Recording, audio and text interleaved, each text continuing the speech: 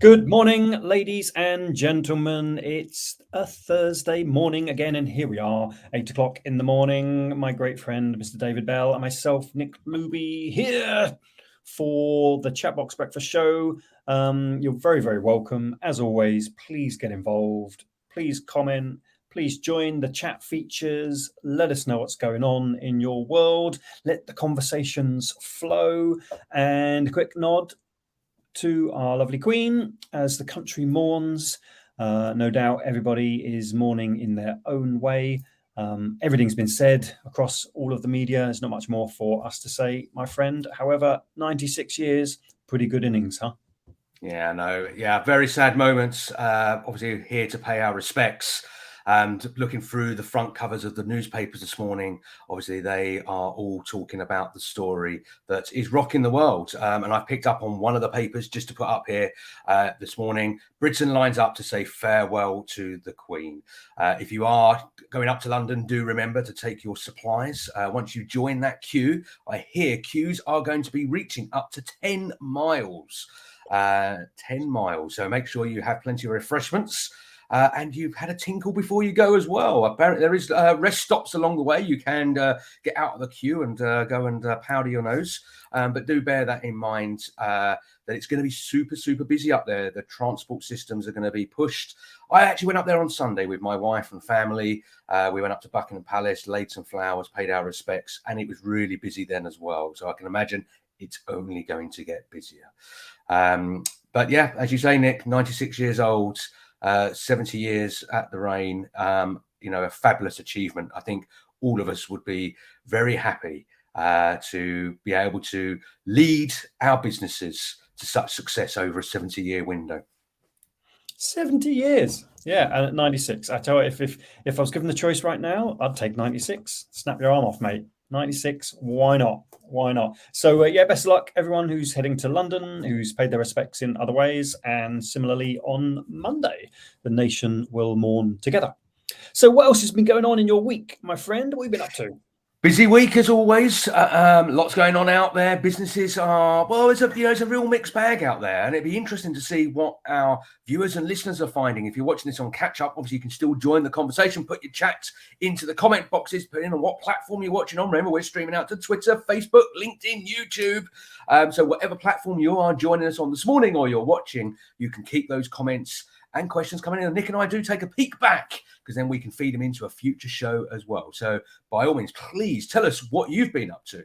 But for me, been out there, busy week, meeting with clients, kind of talking to local businesses, and just a real mixed bag. Some are flourishing, they're super busy, lots going on, and others are finding it much more challenging. We spoke last week and the week before about the energy crisis, and it hasn't gone away. There's been various announcements for, the consumer.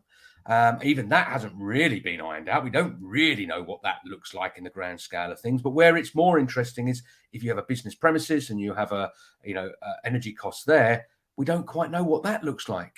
And I know there's a big push to really get kind of the underlying information of how that's going to help businesses or support businesses. Because I'm hearing stories that, your kilowatt hours and stuff like that, 90 pence a kilowatt hour. Some businesses are paying. I have an electric car. I had an email come through, £1 per kilowatt hour, £1, a whole solid pound for a kilowatt hour of charging. Now, put that into context for those that don't know, January this year, I was paying less than 23 pence for a kilowatt hour. So that puts it into some sort of context. In less than 9 months, it's jumped that amount, and that's huge. So this is impacting businesses, and even those that run the charging stations are going to probably be impacted in some way, shape, or form because people are going to shop around for their charging facilities. So what does it look like out there for you? How is your business flourishing? How is it maybe struggling? Are you thinking if this continues, we're going to have to rethink our business, maybe pull down the shutters, maybe, dare I say, make some redundancies? What does it look like? Because the cost of living is out of control. And this is not me just replenishing the media. You've only got to go out there and see it for yourself and speak to people on the ground, and hear their stories, how it's impacting their day-to-day business and their livelihoods. It's a real concern. And I did read, and I heard actually yesterday on the media that inflation was going to be announced, the new figure. And then I said to Nick, what was inflation? Because I never heard any more about it in the news. So we had to look it up this morning. Now, August, 10.1%.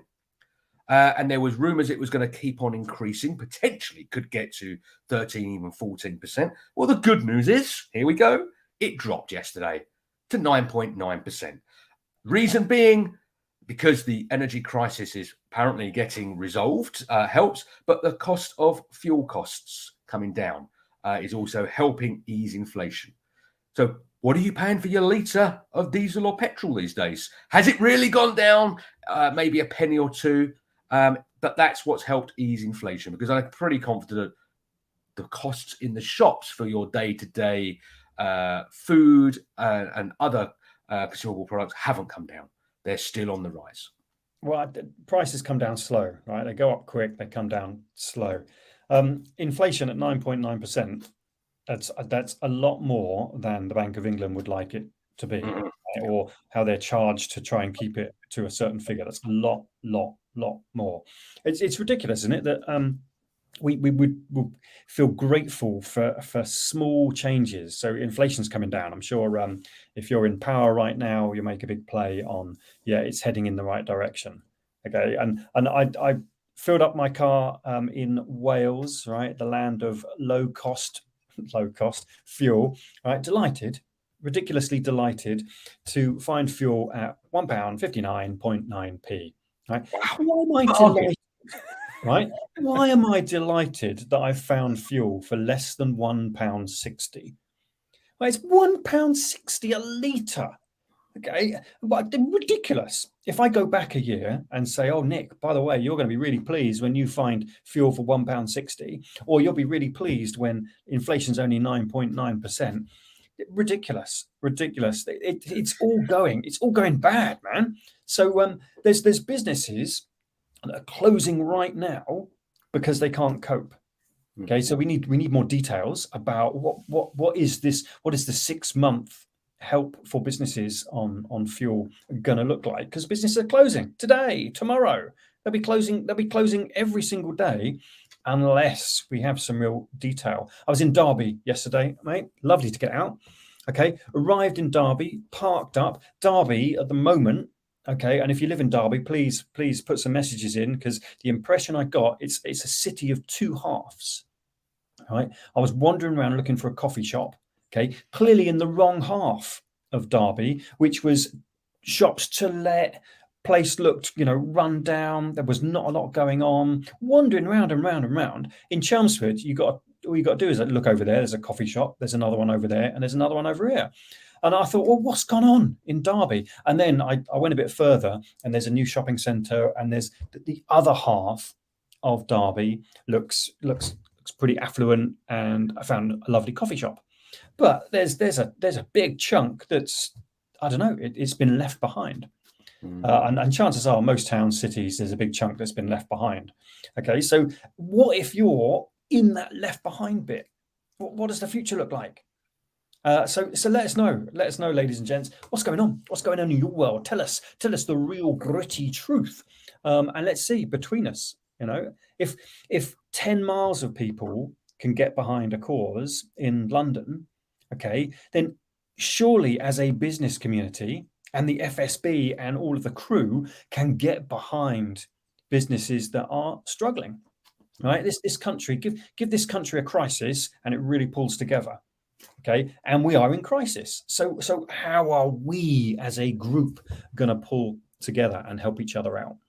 Yeah, no, absolutely. And, it is important that we do pull together, at this time of need, where things are not on the up all the time. We need to come together and support and help each other. Support your local businesses, of course. Get out there, buy from local where you can, support that community around you. But it's really important that we all do understand that things are going to be a little bit tough for a little while. Maybe probably a year or so. I do foresee 12 to 18 months of toughness out there. And, some will survive, lots will survive, many will survive, but some, unfortunately, will fatigue and have to rethink their strategy. But do help, do work together, do support each other, do listen, do be that crutch to hold others up when in the time of need. And do share your success stories as well, because we breed on success. If we know that success is happening, we love success stories, and we can obviously, aim for the stars and land on the moon as a minimum. I think that's a good way to look at it. We can be positive. You're such an Elon Musk fan. You really are. You only say I love a bit of Elon Musk. Let's not get started there. But what I am going to get started on, and I know this is going to put you on your high horse, on your soapbox, Nick, was a recent, again, when I was just trailing through the news stories this morning, the Chancellor may, I'm going to use the words may, scrap the cap on bankers' bonuses to boost city competitiveness. Now, just to put this into context, due to the last, I'm going to call it an international banking crisis, but a national banking crisis, the EU, okay, so some might say this is a good thing of Brexit, the EU basically said that bankers couldn't earn bonuses more than twice their salary. So this cap was put into place. So, if you was earning 50 grand, you could earn, 150 grand or whatever it's going to be. But they're talking about getting rid of that now. So no cap. But the reason it was put in, it was to stop high risk gambles like bearings going under and stuff like that. That's what it was done for. So are we going to return to that place that individuals could take bigger risks than necessary to earn bigger bonuses? Let's be honest, greed does fuel these decisions. If you think, I can do this deal and X pounds will come rolling in my bonus, it will possibly tempt people to do so. Is it a good thing? Is it a bad thing? Is it going to attract international business into London because there's these caps that are not there and it will draw in the right people? What do you think, Nick? I know you might have a view on this. Mate, I remember 2008, right, and the greed and the illegality almost that fueled a global financial crisis, right? And everything that followed to try let's make sure this never happens again. And I guess we've got very short memories, because here we go again. Why don't we create a system where greed pays the few no wonder people want to work in banking, because it might be long hours, might be hard work, and you might get paid a lot for a lot of hard work and sacrifice. But it just reminds me how separate this country is between the haves and the have-nots. Right. So are nurses' bonuses? Are we going to take the cap off nurses' bonuses? So Chancellor, right? Let's get the Chancellor. I'm going to ask the question: do they even get a bonus? Might be. Of course, they bloody well don't. Well, there we go. They're not going to uncap it, are they? If I'm a nurse, where's my bonus? Let alone being capped, being twice as much as it was, being what? Why on earth do we live in a country, right, where our leaders are absolutely going to feed one system and not feed another system, right? What would you rather? Okay. A banker or a nurse, right? Let's say we could only have one. We can't have both. What are you going to have? A nurse or a banker, right? I think a lot of people would go, well, a nurse would be really handy. Thanks very much. But they don't even get a bonus. Unless you're a nurse and you get a bonus, please let us know, because I clearly don't know. So there we go, ladies and gentlemen. I had to put one story out there, and I said Nick will get on his high horse. And look what I've done this morning. I've put him in a fury. I can see the faces going red. So we're going to cut that story short. I wonder what your opinion is. Is it a good thing? Is it a bad thing? Do we need these changes to help fuel the UK economy, to make it more vibrant, to make it more interesting to outside investors, businesses to come here and to develop and grow the country? Or is it a bad thing? It's just going to lead to another disaster. One last story. Right? Before we move on, right? Before we move on, are we, as a country, paying our nurses more so we can attract, let's say, international nurses to come into the country and work for our lovely NHS? We're quite excited about getting international banking businesses in. What about international nurses coming in? Why can't we pay big bonuses to get them in?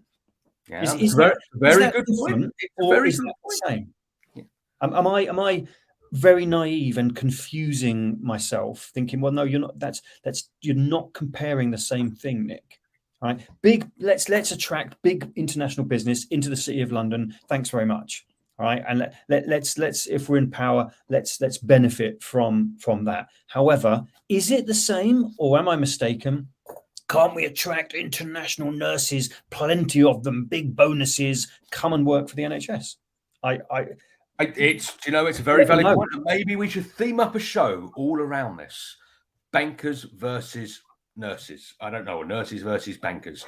Maybe we can get my pulse rate is going up, mate. I might need a nurse soon enough. I must calm down. So if you are a banker, we'd love you to come on the show and share your side of the story. And if you're a nurse, which we know some nurses, we know some entrepreneurial nurses, maybe we'll bring them onto the show and let's have a face-off. Let's get both sides of the story and let the public, you listeners, you viewers, make a decision. Nurses, doctors versus the banking world. Before we bring our guest on, mate, just want it to be fair. Well, let's talk about fair. Let's talk about people. Fair. I'm a businessman. I don't mind people earning big profits. I don't mind people earning big money. Work hard, earn a load of money. I just want it to be more fair. And I get that, and I agree with that 100%. But what you call fair, what I call fair, might not be the same as the next person. Now, before we bring our guest on, who's been sitting patiently sitting backstage, where we're going to dive off into the neurodivergent world and learn more all about neurodivergency from an expert as well. That's the key. Nick and I know nothing, well, very tiny amounts in this particular field of expertise. But I just want to pick up on a good news story. Because we always seem to be a bit doom and gloom at times. We're just obviously reading what's out there and picking up what's affecting businesses, i.e. you guys, what's affecting your business, how it's impacting on your teams, etc. But I want to pick up on this particular story. Nick, you can probably tell us a little bit more about this, but Patagonia, a worldwide global brand, very successful, had some news they released yesterday. Tell us a little bit more about this. I think this has got a good... I'm only going to touch on this because it's a story we want to expand on another time. But just tell us a little bit about this, Nick, because I think this is fantastic change. It's a great story, right? Patagonia, founded 1973, a company, a big fan, right? If you walk around with a Patagonia shirt on, okay, kudos to you, okay? It's clothing, it's outdoor wear, highly regarded. Okay, and founded by someone who was massively into the environment. So they've made the company as sustainable as possible to the nth degree, and they've decided to sell the company or give the company away to fight climate change crisis issues. Just every ounce of profit going forward will be put to good causes around climate change, because they're kind of living, that authentic organization, living and breathing what they're all about. And if sustainability, climate is their thing, then they're showing it by the numbers. Yeah. So good on you, Patagonia. Good on you. Just staying true to yourselves. Yeah, and I love this line. So Yvonne Chouinard, the founder of the company, reluctant billionaire, said, when announcing the decision, I never wanted to be a businessman. And previously they used to donate 1% of their sales each year. And some people go, well, 1%, that's not a lot. But, if you bear in mind that their sales are actually huge, because a lot of people will peg it against net profit, say, we'll donate a percentage of net profit. Of course, if the company makes no money, then there's no donation, or if it makes very little, but they're saying on our sales. So yeah, really, really interesting. Great story. So we're going to explore a bit further, because do businesses need to do more to support the environment? Do business needs to do more to support the community through corporate social responsibility? Lots there to talk about, and that is a show in itself.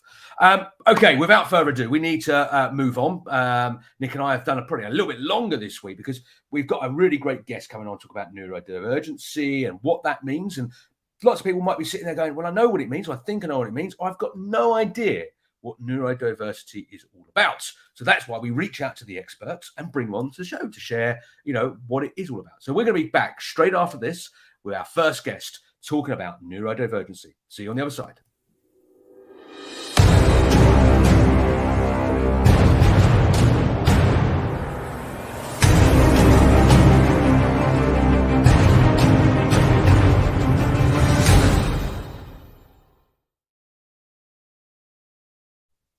If you're just tuning in over your cornflakes, your marmalade on toast, or whatever it is that your fancy is this morning for breakfast, well, you're in the right place for the right show at the right time. Nick and I have been put into rights the world this morning, talking about what's happening out there, the energy crisis, the fuel crisis, inflation going down, good news. But now we move on to the more exciting part of the show, where we hear from our guests talking about how what they do is helping change the world. And our next guest is certainly one to be admired, gone through a long period of training and knowledge gaining.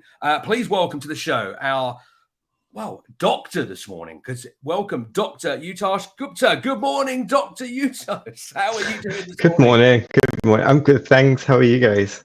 Very well, very well. Thank you for joining us this morning. Sorry to keep you sitting in the My back of the pleasure. room a little bit longer there. As you would have heard and seen, and I saw your smiles, Nick was putting the world to right this morning.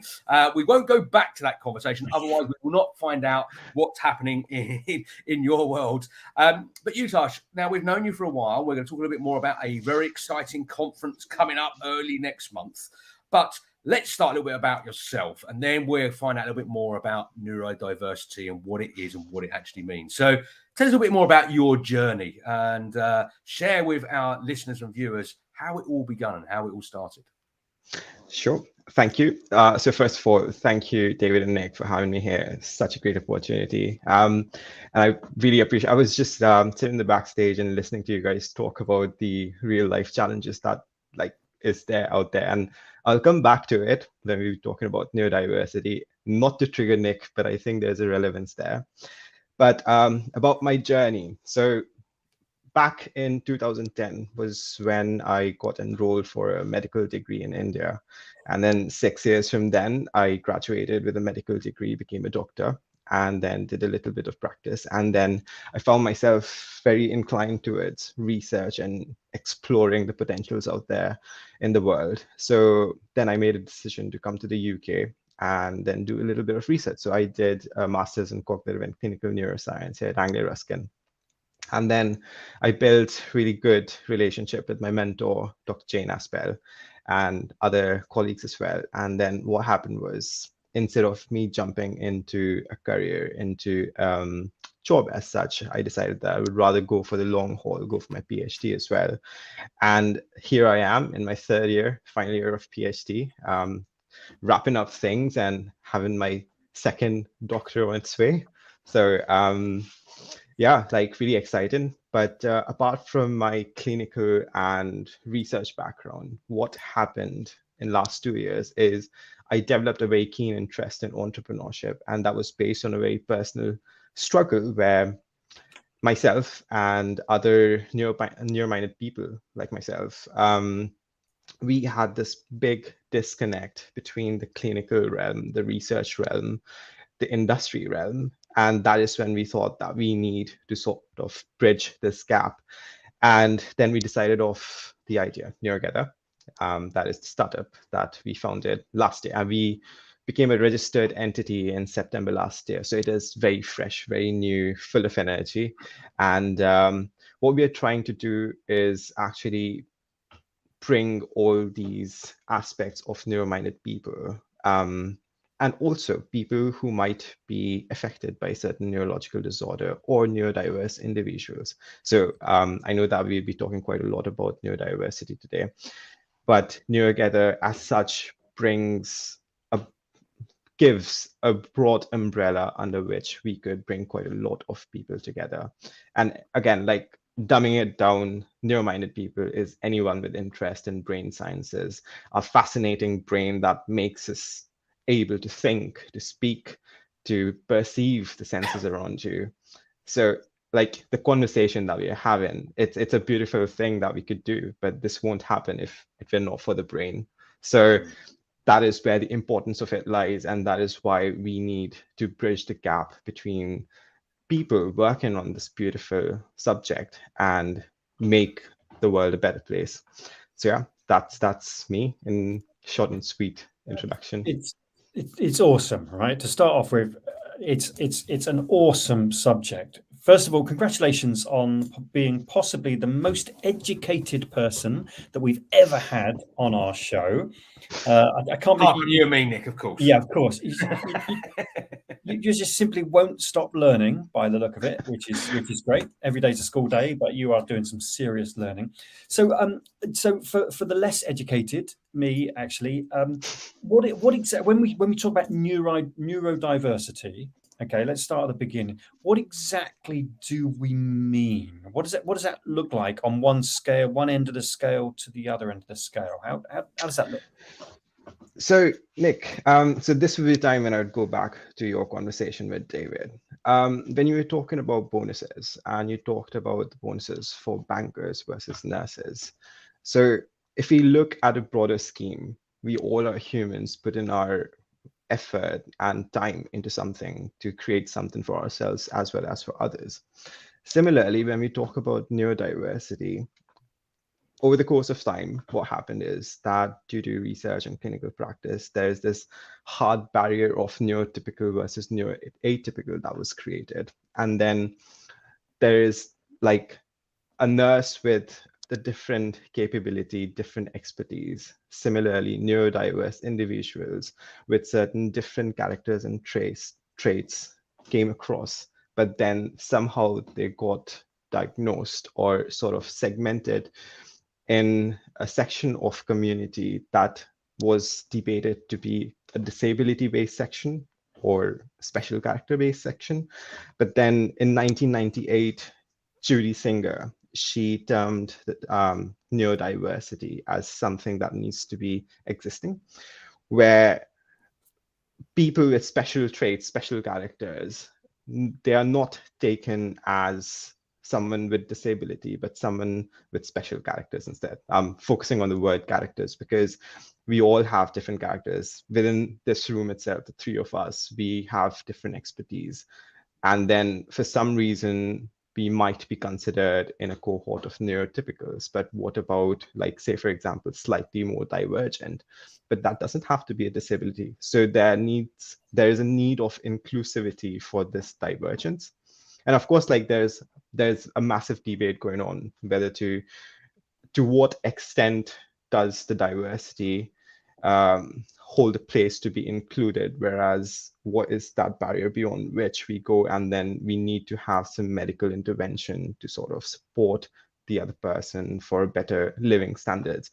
So it's an ongoing debate, and if you would look at various videos or to speak to various neurodiversity advocates, there's still not a very clear-cut differentiation, but there is a major drive of inclusivity in our system, whether it is educational system, whether it's an employment system in the industry, or even in normal living standards. If you go to a supermarket, certain neurodiverse individuals might have certain challenges with certain way of presentation, but how can we make it accessible to all of us is the drive that we have been working on. And again, like coming back to neurodiversity, when we talk about neurodiversity and in particular, it's about like right now you would listen to quite a lot of conversations around inclusion of autism, so autistic spectrum disorder, or whether you're talking about ADHD or other sort of challenges such as agraphia or acalculia. So there are lots of challenges that different humans face, but that doesn't mean essentially that it's a disability, but rather you're just a divergent, hence the term neurodiversity. Do you think over the, I'm going to say 10 years, it might be a little bit longer than that this, maybe through the likes of social media and the media in general, has raised higher awareness? Because I remember going back sort of into the 90s when I launched my first business, and certainly probably through to 2005, certainly that 10-year window, that, yeah, we kind of knew this was happening. It was out there, but it was a bit of a taboo subject. It's a little bit kind of under the radar. But now it's day-to-day conversation.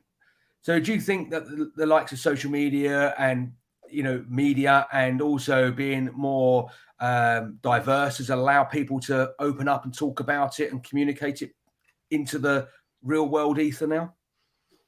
Absolutely. I completely agree with it because social media has a major impact on the awareness of neurodiversity, at least from my experience, yes, because when you look at individuals with neurodiversity, if you go back to the 90s, then the only way, or not the only way, but the majority of the ways where we could have interacted was essentially in person.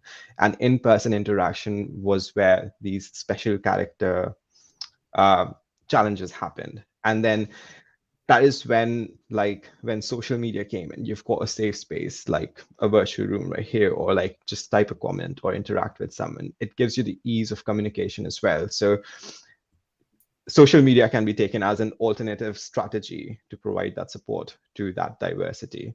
And like, it's not just the emergence of social media as well, but over the years, social media has developed in itself, because I was having this conversation recently with a couple of neurodiversity advocates, and within social media networking platforms, like there are ways you could have increased accessibility. So for neurodivergent individuals, or like in particular, let's speak about dyslexia, then there are ways where you could have like some more stimuli put into the social media, such as an audio background. So if somebody has difficulty in reading, then you put an audio background for them to better understand and then better communicate later on. So there is a constant development of it. And it's the same that we want to implement in our platform Neurogether as well, where we want to make it accessible to most of the other people too. So yeah, definitely social media is a major contributor to awareness and definitely to the better side of awareness of neurodiversity. I'm loving the fact that social media, there's a good point to social media. To it, yeah. That's a good news story. You heard it here first. Social media does some good. Brilliant. And so that you have a platform that will help. Well, I guess it's dedicated to this kind of communication. That's all right. So how does that work? So I'm not, let's say I'm not on other social media platforms. Let's say I'm neurodivergent. I have, as you say, special characters.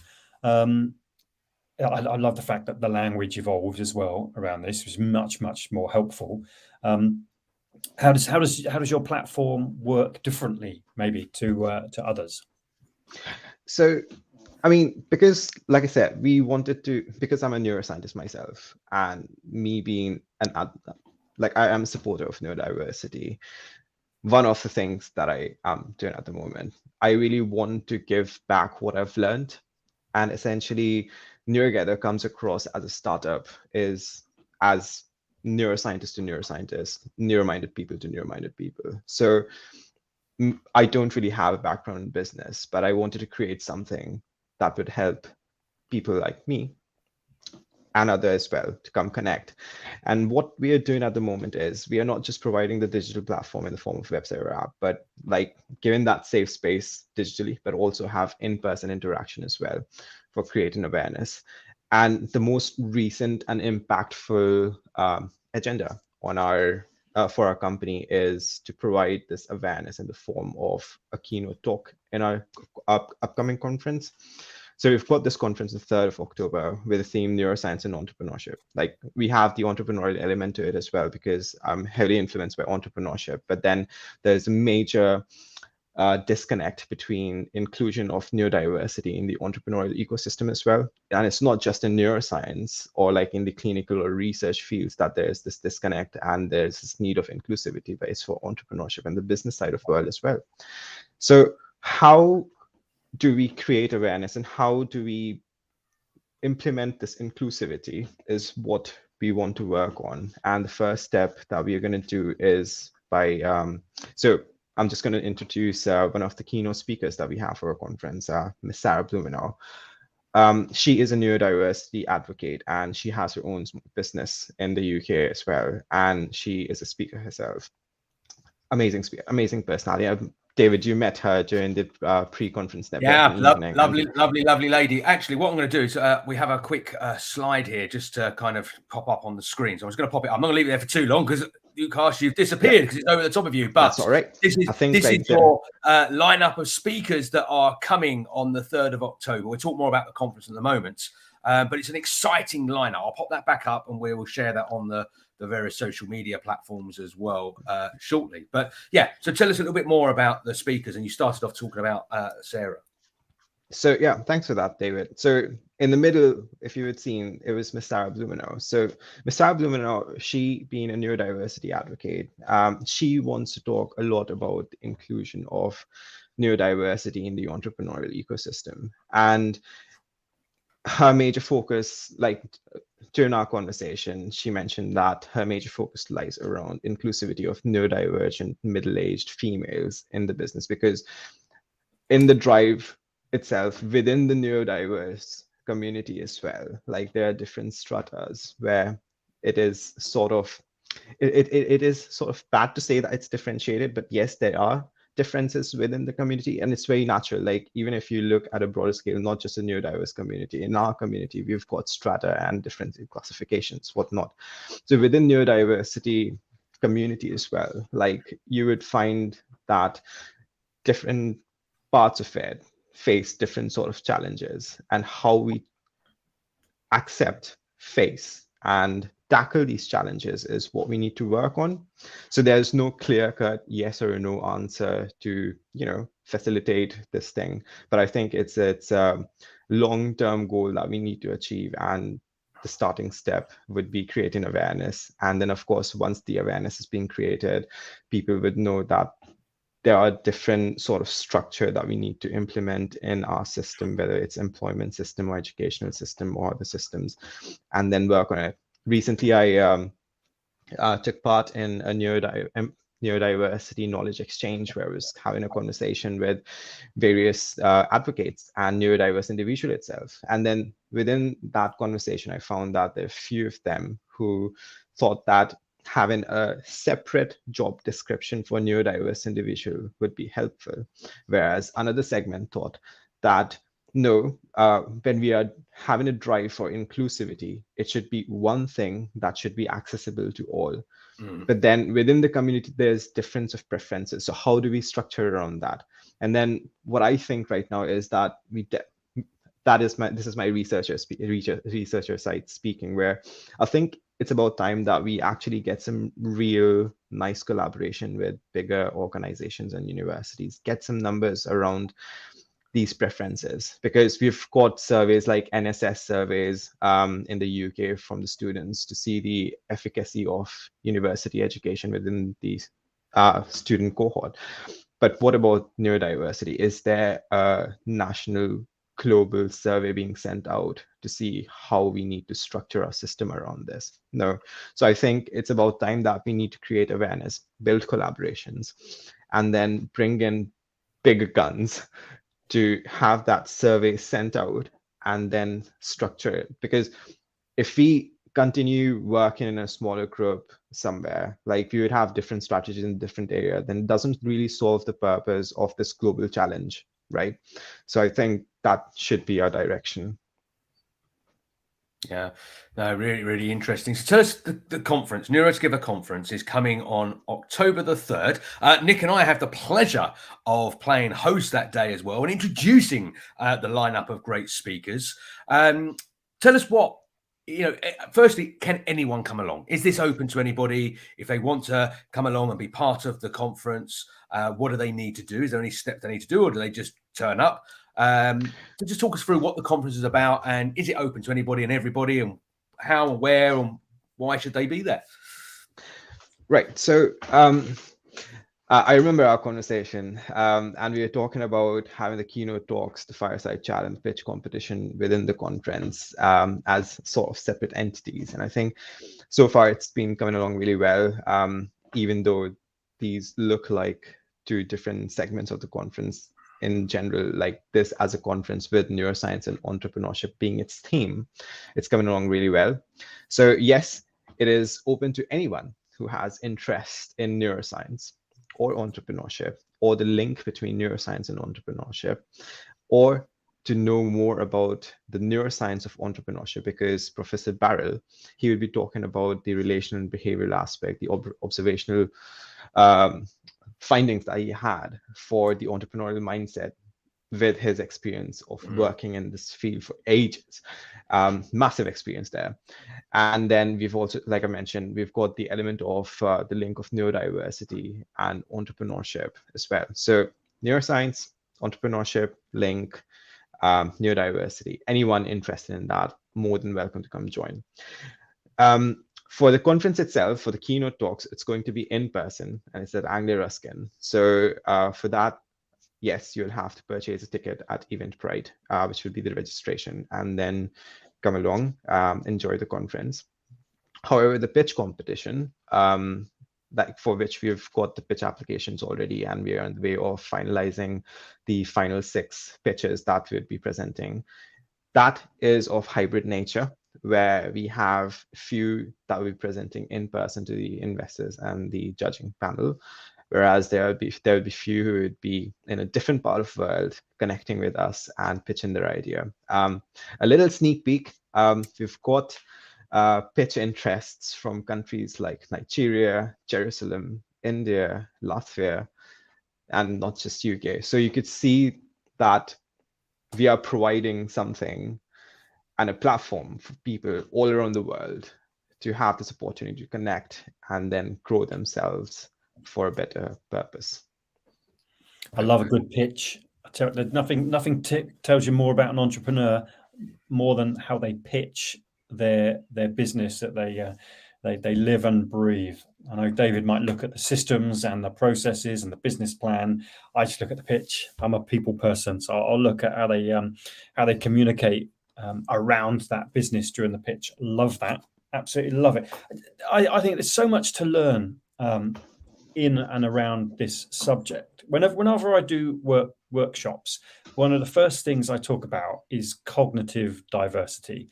And what I mean by that is the more minds in the room, the better, right? We're much better off if we've got a diverse range of thinking.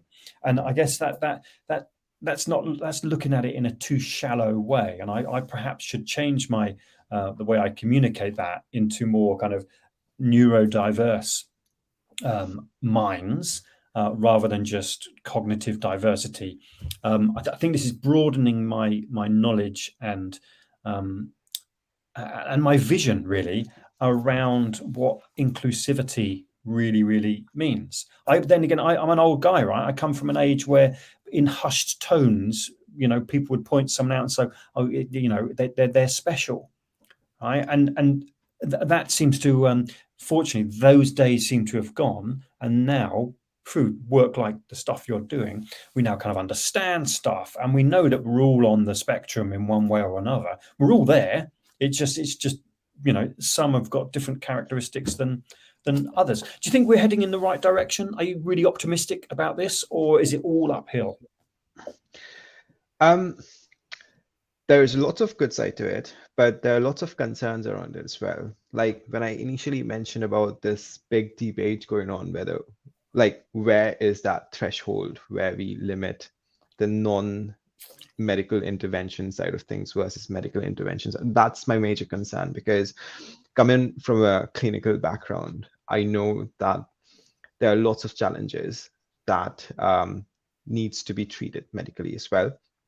Like I was recently reading this article, and then it was debating on inclusion of schizotypy or schizophrenia within the neurodiversity realm. And given the fact that schizophrenia has auditory hallucinations and sometimes out-of-body experiences, and so there are certain things that needs to be considered pathological, and there are things that should definitely be treated medically. But I think we are in a direction, we are definitely in a direction to better our understanding as to what are the characteristics that could be dealt with strategic management within the system, and have non-medical intervention based management. Whereas like that, after crossing that threshold, there is this medical. So that is my major concern around this debate. And like I said, there's still not a clear-cut answer, because there are lots of treatment that revolves around ADHD with certain medication. But then at some point, there are lots of people who would want ADHD to be treated by changing the system and providing the right resources. So clearly, yes, the strive is definitely moving in the right direction. And I think we are in a place where we could definitely contribute to it rather than sit and watch the show. Yeah, absolutely. So just as a reminder, the Neurogether conference, Monday, the 3rd of October, starting at 10 o'clock. There's lots of little breakout sessions throughout as well, so people can get a mingle and meet and network and have some great conversations. I have posted into the chat facilities on all those platforms the link to join. I'm going to put it on the screen here. I can't expect anybody to take that one down. If you are listening to this and you're thinking, well, I haven't got a pen and paper and I don't have access to the chat, if you just go to Eventbrite and actually search Neurogether conference, it's the only one that comes up, which makes it nice and simple. You can click register on Eventbrite and away you go. And just to make those aware, because Anglia Ruskin University is kind of spread out all over the east of England, it's at the Cambridge campus. So you'll need to head to Cambridge, find yourself somewhere to park, which can be challenging at times in Cambridge, but there's lots of car parking around. And it'd be great because Nick and I will be there as well. So we welcome you with open arms, and during those sessions, we can have some great conversations as well. And we are going to be doing a special, I think it's on the 25th of September, off the top of my head, Utkarsh, that we're getting together and we're going to be talking to all the speakers and doing some kind of pre-event marketing. So talking more about what's to come at the conference and all the exciting discussion points and stuff like that. So looking really forward to welcoming you back for that special edition Neurogether conference interview. So watch out for that on all the channels. That's coming soon. We're coming towards the end of our conversation now, and it's been fabulous. Every day's a school day, taking away lots of key points and stuff like that. But we like to ask all of our guests who come onto the show for a business tip. Or for some, all right, it doesn't have to be business. So we're going to call it a top tip. And what would be your top tip that you'd like to share? And now, just to put this into context, Nick and I are working together. We've just actually gone through the whole scenario of taking all these top tips and building them into quite an expansive list now. And we're going to be compiling a book that we will be launching. So you're going to be starring in our book, Utkarsh, with your top tip. What would that be? What would you share with your? If it's any good, of course, you know. If it's any good, you'll be in the book, mate. What would you share with yourself or others? Can I be a co-author and like have a chapter? We will love you. And in fact, thank you for that. It's a prime opportunity while you're thinking your top tip. We are looking for people to write some short stories, obviously around the business, around their top tip in our book. If you're interested in that, let us know. We're looking for about 10 people to donate some of their creative content to help us put some stories in the book. So, Utkarsh, you're absolutely there. No questions asked. Top tip then. So it's going to be based on a personal level tip. So in the last 2 years since I've started working on Neurogether, I've come across lots of entrepreneurs who've asked me for my views around how to scale an idea. So me starting from scratch for Neurogether, going through the big pitch, then putting myself out there with the investors and potential collaborators, and then like pivoting from a digital platform to both digital in-person platform and many other things.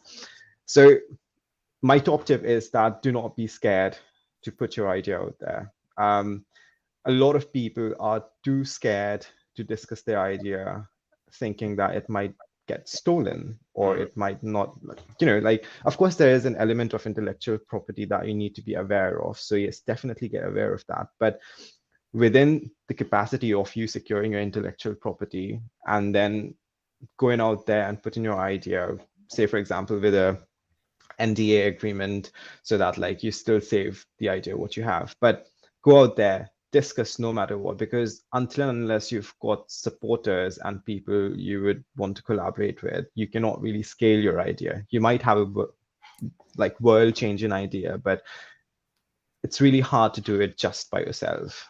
So do not be scared to put that idea out there. Sounds good to me. Don't be scared to Absolutely. put your idea out there. Thank you ever so much. Looking forward, and I'll be the one at the conference looking slightly confused. And unfortunately, we've got another conversation pending, so I've still got so much to learn. It's been an absolute honor to kind of start exploring this subject with you, and let's hope that great minds head towards Cambridge, and we move things forward in the right direction. You excited, David? You up for this? I'm super excited, absolutely, to be there among many great minds, to learn something new, something I don't understand too much about, and for me, it's just going to be a fabulous day.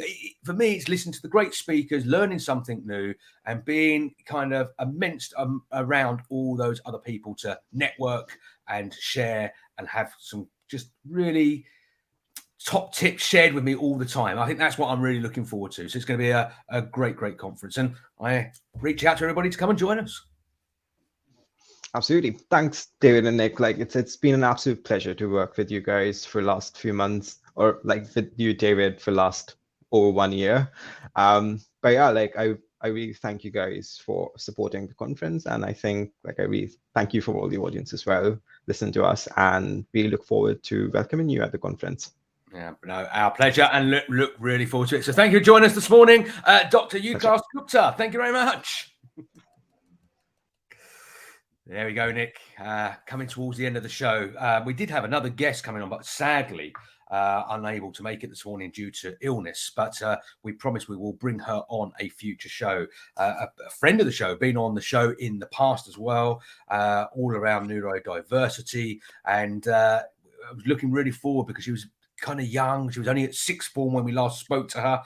We think she's probably now left sixth form. We're not quite sure where the story continues. So we will promise to get Katie on here at one of the future shows and find out more about the journey and, of course, learn more as well. Fantastic, mate. It's always so much to learn. And it's this whole neurodiversity subject. It seems, it's been around, of course, but it seems quite new. Certainly to me, and yeah, look forward to exploring it more. And I don't think we've just got to stop for a moment and consider.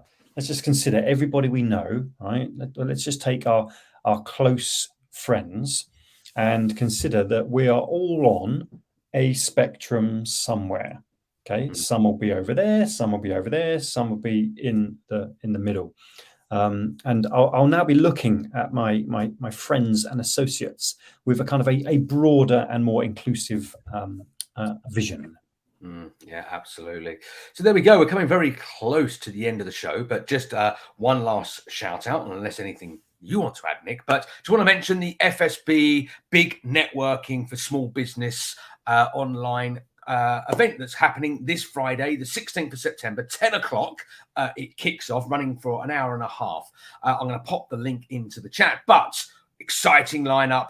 We've got Harpreet Kaur coming on, the winner of the BBC Apprentice, and Abdul Shil, who is the young apprentice or the young entrepreneur of the year for 2022. So some great stories to be heard and shared there. I will say it's already fully booked. There's 1,000 people booked on and confirmed, but you can still get your name on the waiting list. So if you feel like, actually, I want to see if I've got an opportunity to come along, do put your name on the waiting list, because any of those people that don't turn up within the first 2 minutes of it going live, then they will revert to the waiting list. So there's a good chance that if people can't make it for one reason or another, you can be part of it. And it's going to be great speakers, lots of networking, breakout rooms to meet other people from all around the country and probably beyond as well. You don't need to be an FSB member. It's open to all businesses and it's 100% free. What couldn't be better than something for free? There we go. So yeah, look forward to hosting that this Friday morning. Brilliant. I've been to the last few, mate. It's a roller coaster of a networking event. Yeah, look forward to it as well. So I think that's kind of it, Nick. We've kind of reported on what's happening in the news. We've been talking about inflation. We've been talking about, the crisis from energy to, all those things that are affecting small and medium and large size enterprises around the country. We've heard from Dr. Utkarsh Gupta about neurodiversity, the conference that's coming up on the 3rd of October. Wow, we've squeezed a lot into the last hour. It's been super fun. As always, here on a Thursday morning, we will be here every Thursday morning until further notice. But we're certainly booked up to the end of the year with lots of great shows and lots of great guests joining us. But do watch out, because we are going on a road trip very soon, and we will be coming to a location possibly near you, where you can come and join us in the studio and participate in the live conversation. Fantastic, mate. Lots to look forward to. Take care out there. Best of luck on Monday, everyone. Strange bank holiday. Normally we'd be out enjoying ourselves. I imagine this Monday will be a bit more somber. However you're spending your Monday, best of luck, and spare a thought for each other and celebrate the good stuff. 96 good years. Definitely worth celebrating. So in your own way, mourn and celebrate at the same time. And best of luck. Yeah, and good luck, everybody. And we'll see you here next Thursday morning from 8 a.m. for another business breakfast show with myself and Nick Luby. Until then, bye-bye. Cheerio.